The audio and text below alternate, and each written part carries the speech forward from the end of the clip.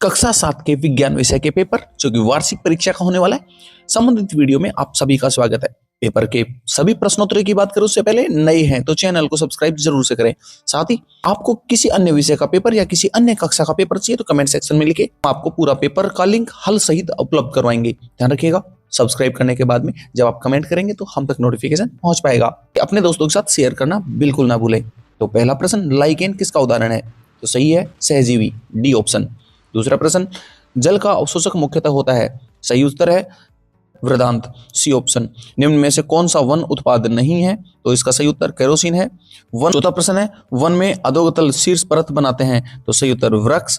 पांचवा प्रश्न, विश्व जल दिवस कब मनाया जाता है? तो विश्व जल दिवस 22 मार्च को मनाया जाता है। खाली स्थान दे रखे हैं छठे से लेकर 10वें प्रश्न तक। इनका सही उत्तर की बात करें तो ऐसे परिवर्तन जिसमें नया पदार्थ नहीं बनता उन्हें भौतिक परिवर्तन कहते हैं। अगला प्रश्न है कि मृत शरीर को हुमस में बदलने वाले सूक्ष्मजीव अपघटक कहलाते हैं। जल को स्वच्छ करना अशुद्धियों को दूर करने का प्रक्रम है। अगले प्रश्न में सत्य को छांटना है। ध्यान रखिएगा, पूरे पेपर का उत्तर सहित लिंक प्राप्त करना है तो कमेंट सेक्शन में लिखिएगा, हम आप तक लिंक उपलब्ध करवाएंगे। 11वां प्रश्न जिसमें सत्य छांटना है, लाला रस चावल के मड को शर्करा में बदल देता है? सत्य है। वस्तु की चाल समय के साथ परिवर्तन होती है तो उसे एक समान गति कहते हैं? नहीं, गलत बात है। असत्य है कि सितार से उत्पन्न ऊष्मा का परिमाण उस तार की लंबाई तथा मोटाई पर निर्भर करता है? सत्य है। वहीं आभासी प्रतिबिंब पर्दे पर प्राप्त किया जा सकता है? 14वें प्रश्न में असत्य है। 15वां प्रश्न, वनों को हरे फेफड़े भी कहा जाता है? सही बात है।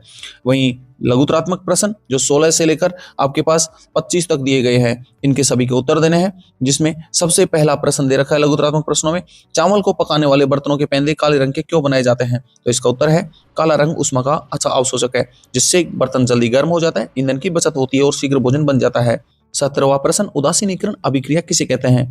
जब अम्ल और क्षार आपस में क्रिया करते हैं और लवण और जल बनाते हैं तो यह उदासीनीकरण अभिक्रिया कहलाती है। 18वां प्रश्न, मानव श्वसन तंत्र का नामांकित चित्र बनाइए।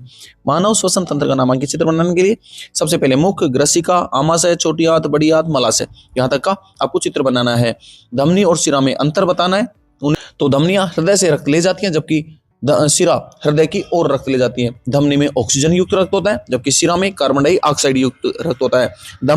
धमनी की दीवार मोटी होती है जबकि शिरा की दीवार पतली होती है।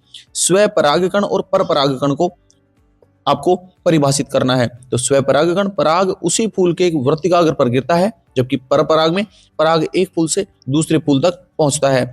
विद्युत धारा का चुंबकीय के प्रभाव की बात करें अगले प्रश्न में, तो जब किसी भी तार में विद्युत धारा बहती है तो उसके चारों ओर चुंबकीय क्षेत्र बनता है, इसे ही चुंबकीय प्रभाव कहते हैं। विद्युत फ्यूज सुरक्षा युक्ति क्यों होता है? तो 22वें प्रश्न का उत्तर होगा, अधिक धारा बहने पर पिघलकर परिपथ तोड़ देता है जिसके कारण की उसे सुरक्षा युक्ति कहा जाता है। 23वां प्रश्न, वर्षा के समय आसमान में इंद्रधनुष क्यों बनता है? तो इसका सही उत्तर है, वर्षा की बूंदों में सूर्य प्रकाश के अपवर्तन व परावर्तन के कारण 7 रंगों से इंद्रधनुष बनता है। खाद्य श्रृंखला की बात करें तो जीवों में भोजन ग्रहण करने का क्रम, जैसे घास को हिरण खाता है, हिरण को शेर खाता है, ये क्रम है खाद्य श्रृंखला का। जो 25वें प्रश्न की बात करें तो क्या खुले में मल त्यागना स्वास्थ्य संकट कहलाता है? तो बिल्कुल, खुले में मल त्यागना स्वास्थ्य संकट कहलाता है, जिससे रोगाणु फैलते हैं और जल और मिट्टी को दूषित होती है और डायरिया, हैजा जैसे रोग होते हैं। बड़े प्रश्न जिसमें विद्युत घंटी की कार्यप्रणाली की चर्चा की गई है, आपको इसकी कार्यप्रणाली के बारे में बताना है। जैसे स्विच दबाने पर विद्युत चुंबक बन जाती है, चुंबक हथौड़ी को खींचता है और हथौड़ी से घंटी टकराती है तो ध्वनि उत्पन्न होती है। वहीं समतल दर्पण के प्रतिबिंब के गुण बताने हैं। समतल दर्पण का प्रतिबिंब सीधा और आभासी होता है, आकार समान होता है, दूरी बराबर होती है, पार्श्व और उल्टा होता है। उत्तल और अवतल लेंस दोनों में अंतर बताने हैं। किरणों के जैसे उत्तल लेंस किरणों को एक बिंदु पर मिलाता है जबकि अवतल लेंस किरणों को फैलाता है। वन जीवन रेखा क्यों है? ऑक्सीजन देते हैं, वर्षा लाते हैं, मिट्टी का कटाव रोकते हैं। वहीं अंतिम प्रश्न, जल प्रदूषण के कारण को स्पष्ट करना है। या आप जैसे घरेलू कचरा, कारखानों से रसायन, कीटनाशक, प्लास्टिक, सीवरेज, इन सभी से जल प्रदूषण के कारण है।